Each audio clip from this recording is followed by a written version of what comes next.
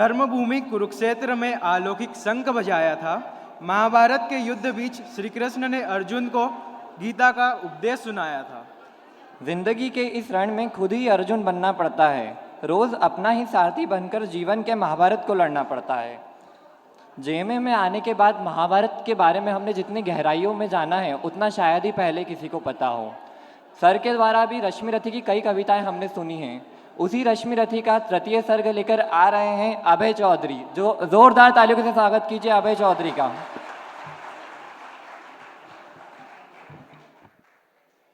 सर्वप्रथम माँ शारदे को नमन, गुरुवर एवं गुरुमाता के चरणों में नमन एवं भारत माँ को नमन एवं आप सभी को वंदे मातरम। तो बात कुछ ऐसी है कि भगवान श्री कृष्ण पांडवों का शांति दूत बन के जाते हैं दुर्योधन के पास और उसे समझाते हैं कि भैया तुम अगर हमें भूमि नहीं दे सकते आदि आदि तो 5 गांव ही दे दो। लेकिन वो भी देने से मना कर देता है और कहता है कि पांडवों को मैं एक सुई की नोक के बराबर भूमि भी नहीं दूंगा बिना युद्ध के। तो फिर भगवान उसे फिर भी समझाते हैं कि इन्हें समझाइए, उनके बड़ों को बोलते हैं कि समझाइए इन्हें कि ये कैसी बात कर रहे हैं, हमें शांति प्रिय होना चाहिए, युद्ध से सबकी हानि ही होनी है। पर वो सुनता नहीं है और उल्टा भगवान को बांधने जाता है।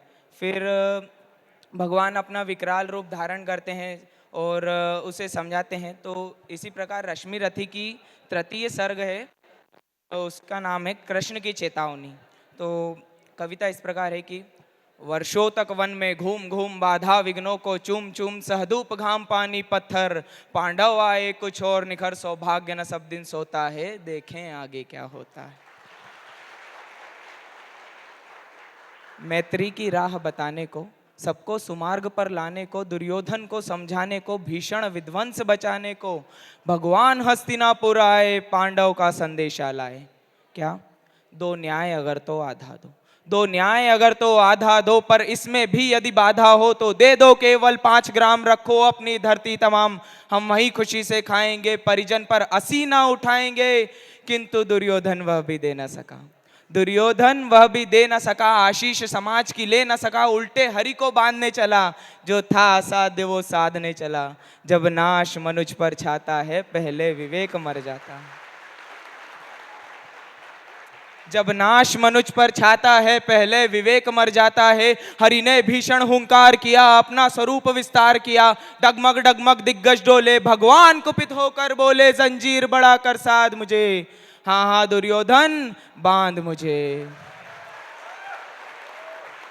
यह देख गगन मुझ में लय है, यह देख पवन मुझ में लय है, मुझ में विलीन संसार सकल मुझ में लय है, झनकार सकल अमृतत्व फूलता है, मुझ में संघार झूलता है, मुझ में उद्याचल मेरा दीप्त भाल, भूमंडल वक्ष स्थल विशाल भुज परिधिबंध को घेरे हैं, मैं नाक मेरु पग मेरे हैं, और दीप्त हैं जो ग्रह नक्षत्र निकर, सब हैं मेरे मुख के अंदर। और दृग हो तो दृश्य कांड देख, मुझ में सारा ब्रह्मांड देख, शतकोटि सूर्य शतकोटि चंद्र शतकोटि सरित सर सिंधु मंद्र, शतकोटि विष्णु ब्रह्मा महेश, शतकोटि जिष्णु जलपति धनेश, शतकोटि रुद्र शतकोटि काल, शतकोटि दंडधर लोकपाल, जंजीर बड़ा कर साधिने, हाँ हाँ दुर्योधन बांधने। भूलोक अतल पाताल देख, गत और अनागत काल देख, यह देख जगत का आदि सृजन, यह देख महाभारत का रण, मृतकों से पटी हुई भू है पहचान कहाँ उसमें तू है। अंबर में कुंतल जाल देख, पद के नीचे पाताल देख, मुट्ठी में तीनों काल देख, मेरा स्वरूप विकराल देख, सब जन्म मुझी से पाते हैं फिर लौट मुझी में आते हैं। जिह्वा से कड़ती ज्वाल सघन, सांसों से पाता जन्म पवन, और पड़ जाती है मेरी दृष्टि इधर, हंसने लगती है सृष्टि उधर, और मैं जब ही मूंदता हूँ लोचन छा जाता चारों ओर मरण। बांधने मुझे तो आया है, जंजीर बड़ी क्या लाया है, बांधने मुझे तो आया है, जंजीर बड़ी क्या लाया है। यदि मुझे बांधना चाहे मन तो पहले बांध अनंत गगन, जो सूने को साध ना सकता है वो मुझे बांध कब सकता है। और हित वचन नहीं तूने माना, हित वचन नहीं तूने माना, मैत्री का मूल्य न पहचाना, तो ले मैं भी अब जाता हूं, अंतिम संकल्प सुनाता हूं कि याचना नहीं अब रण होगा, याचना नहीं अब रण होगा, जीवन जय या कि मरण होगा। टकराएंगे नक्षत्र निखर, बरसेगी भू पर वह निप्रखर, फण शेष नाग का डोलेगा, विकराल काल मुंह खोलेगा। दुर्योधन रण ऐसा होगा फिर कभी नहीं जैसा होगा, भाई पर भाई टूटेंगे, वायश रगाल सुख लूटेंगे, सौभाग्य मनुज के टूटेंगे, और आखिर तो भूषाई होगा, हिंसा का पर दाई होगा। थी सभा सन्न सब लोग डरे, थी सभा सन्न सब लोग डरे, चुप थे या थे बेहोश पड़े, केवल दो नर न अघाते थे, धृतराष्ट्र विधुर सुख पाते थे, कर जोड़ खड़े प्रमुदित निर्भय, दोनों पुकारते थे जय जय, दोनों पुकारते थे जय जय। वंदे मातरम। मैं कुछ कहना चाहता हूँ कि 2020 में भी कुछ ऐसा ही हुआ था। दुर्योधन ने समझा कि एक ग्वाला है सामने, तो वो क्या कर लेगा, मैं उसे बांध के रख सकता हूँ। 2020 का सबको लगा कि हाँ ठीक है। फिर अब कृष्ण जी ने चेतावनी तो दे दी है 2021 में, अब 2020 में रण होगा, 22 में रण होगा। देखते हैं अब 22 में कौन कौन मरता है और मृतकों से पटी हुई वही भू आएगी। अब पहचानते हैं दुर्योधन कौन होता है। इसी के साथ मैं इसके आगे का रण का हाल बताने के लिए, जो रण होता है महाभारत का, उसके लिए बुलाना चाहूंगा संजय चौधरी को।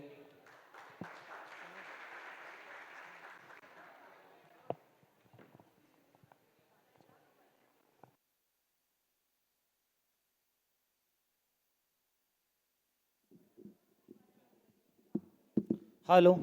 जैसा कि अभी अभय ने बताया, वो तो सिर्फ राजभवन की बात थी, हस्तिनापुर के राजभवन में जो बात हुई भगवान श्री कृष्ण और दुर्योधन के बारे में। अब कुरुक्षेत्र के रण में क्या होता है, अब वो मैं आगे बताना चाहूँगा। और कुरुक्षेत्र के भगवान श्री कृष्ण ने एक बात बोली थी राजभवन में कि दुर्योधन अब युद्ध तो होके ही रहेगा।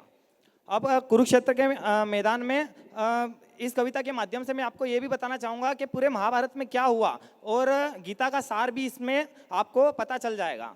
और तो कहीं ना कहीं मैं 1 मिनट में मैं रिवाइंड करवाना चाहता हूँ, उसके बाद मेरी कविता शुरू करना चाहता हूँ कि जब भगवान श्री कृष्ण कौरवों के पास गए और उन्होंने कौरवों को कहा कि आप आधा राज्य नहीं दे सकते, तो आप केवल 5 ग्राम दे दीजिए, और हस्तिनापुर का इतना बड़ा साम्राज्य है, 5 गांव देना कोई बड़ी बात नहीं है, मैं 5 गांवों पर पांडवों को मना लूंगा और इस भीषण युद्ध को दुर्योधन टाला जा सकता है। तो दुर्योधन ने भगवान को अपमानित करते हुए भगा दिया और कह दिया कि हे ग्वाले, यहाँ से भाग जा और उन 5 व्यक्तियों को जाके कह देना कि बिना युद्ध के मैं सुई के नोक के बराबर भी जमीन नहीं दूंगा। भगवान युधिष्ठिर के पास आए और उन्होंने उससे कहा कि अब तुम्हारे सामने युद्ध ही शेष है, नहीं तो तुम्हारे पास कुछ भी नहीं बचता। और यहाँ से पंक्तियां जन्म लेती है कि कुरुक्षेत्र का मैदान है, एक तरफ कौरवों की सेना है, एक तरफ पांडवों की सेना है, और यहाँ से कविता जन्म लेती है कि तलवार, धनुष और पैदल सैनिक कुरुक्षेत्र में खड़े हुए। एक बिंब बनाता हूं, एक चित्र बनाता हूं आपके दिमाग में कि तलवार, धनुष और पैदल सैनिक कुरुक्षेत्र में खड़े हुए, रक्त पिपासु महारथी एक दूजे सम्मुख अड़े हुए, कहीं लाख सेना के सम्मुख पांडव 5 बेचारे थे, एक तरफ थे योद्धा सभी, एक तरफ समय के मारे थे, और महासमर की प्रतीक्षा में सारे ताक रहे थे जी, और पार्थ के रथ को स्वयं केशव हाक रहे थे जी, और पार्थ के रथ को स्वयं केशव हाक रहे थे जी। रणभूमि के सभी नजारे देखने में कुछ खास लगे, माधव ने अर्जुन को देखा, अर्जुन उन्हें उदास लगे। कुरुक्षेत्र का महासमर एक पल में तभी सजा डाला, 5 जन्य उठाकर कृष्ण ने जब मुंह से बजा डाला, हुआ शंखनाद जैसे ही सबका गर्जन शुरू हुआ, रग बिखरना हुआ शुरू और सबका मर्दन शुरू हुआ। कहा कृष्ण ने उठ पार्थ, एक आंख को मीच जरा, गांडी ऊपर रख बाणों को, प्रत्यंचा को खींच जरा, और आज दिखा दे रणभूमि में योद्धा की तासीर यहाँ, इस धरती पर कोई नहीं अर्जुन के जैसा वीर यहाँ, कि इस धरती पर कोई नहीं अर्जुन के जैसा वीर यहाँ। सुनी बात माधव की तो अर्जुन का चेहरा उतर गया, सुनी बात माधव की तो अर्जुन का चेहरा उतर गया, एक धनुर्धारी की विद्या मानो चूहा उतर गया। बोले पार्थ सुनो कान्हा, बोले पार्थ सुनो कहना, जितने ये सम्मुख खड़े हुए हैं हम तो इनसे सीख सीख कर सारे भाई बड़े हुए हैं। इधर खड़े बाबा भीष्म ने मुझको गोद खिलाया है, गुरु द्रोण ने धनुर्विद्या का सारा ज्ञान सिखाया है, सब भाइयों पर प्यार लुटाया कुंती मात हमारी ने, कमी कभी नहीं छोड़ी थी प्रभु माता गांधारी ने। ये जितने गुरुजन खड़े हुए हैं सभी पूजने लायक है, माना दुर्योधन दुशासन थोड़े से नालायक है। मैं अपराध क्षमा करता हूं, अरे मैं अपराध क्षमा करता हूं, बेशक हम ही छोटे हैं। ये जैसे भी है आखिर माधव सब ताऊ के बेटे हैं। ये जैसे भी है आखिर माधव सब ताऊ के बेटे हैं, और छोटे से भूभात के खातिर हिंसक नहीं बनूंगा मैं। इंद्रप्रस्थ के इतने बड़े साम्राज्य को एक धर्म से भटका हुआ योद्धा अर्जुन एक छोटा सा जमीन का टुकड़ा बताता है और भगवान से कहता है कि छोटे से भूभात के खातिर हिंसक नहीं बनूंगा मैं, छोटे से भूभात के खातिर हिंसक नहीं बनूंगा मैं, स्वर्ण ताग के अपने कुल का विध्वंसक नहीं बनूंगा मैं। अरे खून सने हाथों को होता राजभोग अधिकार नहीं, परिवार मारकर गद्दी मिले तो सिंहासन स्वीकार नहीं, परिवार मारकर गद्दी मिले तो सिंहासन स्वीकार नहीं। और रथ पर बैठ गया अर्जुन, रथ पर बैठ गया अर्जुन, मुंह माधव से मोड़ लिया, रथ पर बैठ गया अर्जुन, मुंह माधव से मोड़ लिया, आंखों में आंसू भर के गांडीव हाथ से छोड़ दिया। गांडीव हाथ से जब छूटा माधव भी को चुकलाए थे। भगवान ने सोचा यार इसने तो बेइज्जती करा दी मेरी, इससे अच्छा तो मैं शंखनाद नहीं करता। लेकिन एक बात सभी ध्यान रखना कि भगवान अपनी बेइज्जती कभी स्वीकार नहीं करते हैं, कि गांडीव हाथ से जब छूटा माधव भी को चकलाए थे, शिष्य पार पर गर हुआ मन ही मन मुस्काए थे। भगवान ने सोचा यार इसका सब कुछ जा रहा है, इसका घर जा रहा है, इसका परिवार जा रहा है, फिर भी ये संस्कार की बात कर रहा है, मतलब कहीं ना कहीं इसके अंदर संस्कार है। कि गांडीव हाथ से जब छूटा माधव भी कुछ अगलाए थे, शिष्य पार पर गर हुआ मन ही मन हर्षाए थे। मन में सोच लिया अर्जुन की बुद्धि ना सटने दूंगा, समर भूमि में पार्थ को कमजोर नहीं पड़ने दूंगा। फिर धर्म बचाने के खातिर फिर नव अभियान शुरू हुआ और उसके बाद जगत गुरु का गीता ज्ञान शुरू हुआ। और उसके बाद जगत गुरु का गीता ज्ञान शुरू हुआ। एक नजर में एक नजर में एक नजर में एक नजर में धरती के कण कण डोल गए माधव, तकतकी बांध कर देखा एकदम अर्जुन खोल गए माधव। हे पार्थ मुझे पहले बतलाते, हे पार्थ मुझे पहले बतलाते, मैं संवाद नहीं करता। हे पार्थ मुझे पहले बतलाते, मैं संवाद नहीं करता। तुम सारे भाइयों की खातिर कोई विवाद नहीं करता। अरे पांचाली के तन पे लिपटी साड़ी खींच रहे थे वो, दोषी उतने वो भी हैं, जबड़ा बीच रहे थे जो, घर की इज्जत तड़प रही कोई तो टूक नहीं बोले, पुत्र बहू को नगन देखकर गंगा पुत्र नहीं खोले। तुम कायर बनकर बैठे हो, ये बात बड़ी बेशर्मी है। संबंध उन्हीं से निभा रहे हो जो लोग यहाँ अधर्मी हैं। हे पांडु के पुत्र, अरे हे पांडु के पुत्र, धर्म का कैसा कर्ज उतारा है। अरे शोले होने थे आंखों में पर बहती जलधारा है। शोले शोले होने थे आंखों में, शोले होने थे आंखों में, शोले थे होने आंखों में, शोले होने थे आंखों में पर बहती जलधारा है। और गांडीव उठाने में पार्थ जितनी भी देर यहां होगी, गांडीव उठाने में पार्थ जितनी भी देर यहां होगी, इंद्रप्रस्थ के राजभवन में उतनी अंधेर वहां होगी। धर्म अधर्म की गहराई में खुद को नाप रहा अर्जुन, अश्रुधारा फिर तेज हुई और खरखर कांप रहा अर्जुन। हे माधव मुझे बतलाओ कुल नाशक कैसे बन जाऊं, रक्त सिंहासन लाशों पे मैं शासक कैसे बन जाऊं। कैसे उठेंगे कर उन पर जो कर पर अधर लगाते हैं। कर का मतलब होता है हाथ, अधर का मतलब होता है होंठ। जो मेरे हाथों को चूमते हैं उस पे हाथ कैसे उठाऊं। कैसे उठेंगे कर उन पर जो कर पर अधर लगाते हैं। करने को स्वागत जिनका ये कर भी स्वयं जुड़ जाते हैं। इन्हीं करों ने बाल काले में सबके पैर दबाए हैं, इन्हीं करों को पकड़कर पिता और मैं मुस्काए हैं। अपने बाणों की नोक जो इनकी ओर करूंगा मैं, माधव मुझको मृत्यु दे दो उससे पूर्व मरूंगा मैं। कि माधव मुझको मृत्यु दे दो उससे पूर्व मरूंगा मैं। और बात युद्ध के मुझे ना कुछ भी पास दिखाई देता है, माधव इस रणभूमि में बस नाश दिखाई देता है।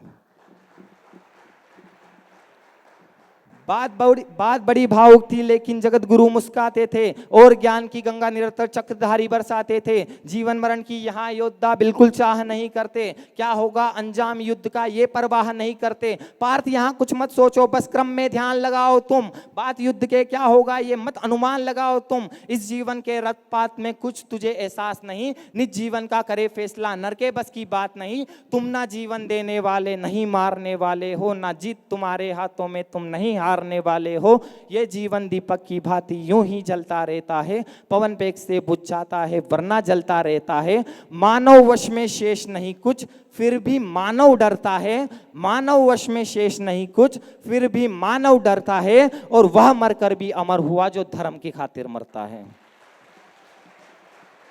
और वह मरकर भी अमर हुआ जो धर्म की खातिर मरता है। ना सत्ता सुख से होता है ना सम्मानों से होता है। गुरुदेव भगवान श्री कृष्ण ने गीता में पार्थ को बताया कि दुनिया का सबसे बड़ा सम्मान क्या होता है। ना सत्ता सुख से होता है ना सम्मानों से होता है, जीवन का सार सफल केवल बस बलिदानों से होता है। ना सत्ता सुख से होता है ना सम्मानों से होता है, जीवन का सार सफल केवल बस बलिदानों से होता है। और देहदान, देह मतलब अपने शरीर का दान, देहदान योद्धा ही करते हैं, देहदान योद्धा ही करते हैं। जब हमारे देश के जवान सरहद पर शहीद हो जाते हैं तो उनको तिरंगे में लपेट के लाया जाता है। दुनिया में इससे बड़ा सम्मान कोई और नहीं होता। यही बात भगवान श्री कृष्ण गीता में पार्थ को बता रहे हैं कि ना सत्ता सुख से होता है ना सम्मानों से होता है। इस कविता की सर्वश्रेष्ठ पंक्ति देना चाहूंगा और आपका ध्यान इस पंक्ति पर लाना चाहूंगा कि ना सत्ता सुख से होता है ना सम्मानों से होता है, जीवन का सार सफल केवल बस बलिदानों से होता है। और देहदान योद्धा ही करते हैं, देहदान योद्धा ही करते हैं, ना कोई दूजा जाता है। देहदान योद्धा ही करते हैं ना कोई दूजा जाता है। और रणभूमि में वीर मरे तो शव भी पूजा जाता है। और रणभूमि में वीर मरे तो शव भी पूजा जाता है। और योद्धा की प्रवृत्ति जैसे खोटे शस्त्र बदलती है। इस कविता की एक और सर्वश्रेष्ठ पंक्ति देना चाहूंगा कि आखिर भगवान श्री कृष्ण गीता के माध्यम से अर्जुन को बताना क्या चाह रहे थे कि योद्धा की प्रवृत्ति जैसे खोटे शस्त्र बदलती है, वैसे ही मानव की दिव्य आत्मा दैहिक वस्त्र बदलती है। ये मान और सम्मान बताओ। इसके बाद अर्जुन कहता है ये मान और सम्मान बताओ, जीवन के अपमान बताओ, जीवन मृत्यु क्या है माधव, रण में जीवन दान बताओ।